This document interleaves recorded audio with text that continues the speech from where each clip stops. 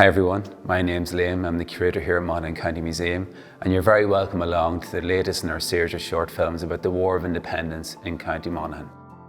Today's film is about two aspects which are related. It's about the burning of Roslea and then the rescue of Fitzpatrick, one of the leading officers in the Monaghan IRA Brigade. So we bring it back to a period around February 1921, and we have members of the B Specials who were a Protestant force that were policing the area around what became later the border, and they were harassing, or considered to be harassing, local Catholic boys, looking to see if they were carrying any dispatches for the IRA. Owner Duffy felt that this had to be dealt with, so he sent a number of IRA men out to specifically execute one of the members of the B Specials. They shot this man, but he actually did survive.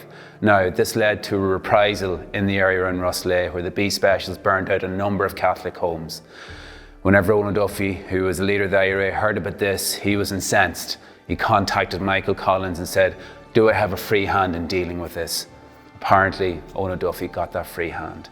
In March, the IRA went into Roslea and focused on Protestant homes and attacked a number of those as well.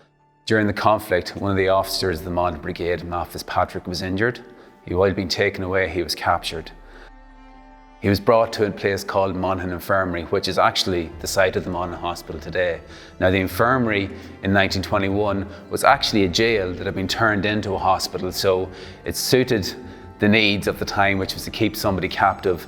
Now, it was felt by the IRA in Monaghan that Fitzpatrick was someone who was too important to lose to the gallows, so a rescue attempt was planned.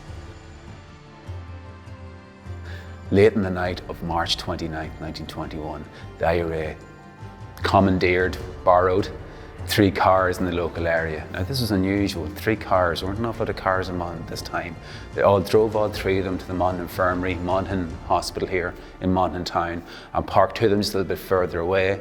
The third one, they turned the engine off, took their shoes off, and pushed the car up to the hospital. Now, along with men and weapons, they also brought a priest. Just in case anyone was badly wounded, they wanted a priest there to deliver the last rites. Now, they had many plans of how they wanted to get into the infirmary, but luckily a very friendly matron had left the door open. So, led by Dan Hogan, who led the raid, they snuck in. Now, they found a guard downstairs, there was a scuffle and a shot went off. Now, this alerted all the other guards, and there was a running firefight for a number of moments before the IRA made it to the room where Fitzpatrick's been held.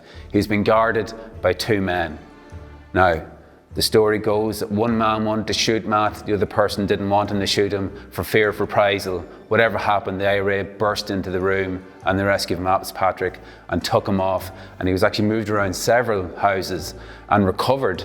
And went on to fight in the rest of the War of Independence. Unfortunately, he himself was killed in another incident later on in 1922. This dramatic rescue of Fitzpatrick from the Monaghan Infirmary here in Monaghan town, where the Monaghan Hospital now stands, is indeed labelled here in the museum exhibition as the epic of the War of Independence in Monaghan. Thank you very much for watching. If you'd like to see more of the films from this series, go to our YouTube channel or follow us on Facebook or Twitter. Thanks very much.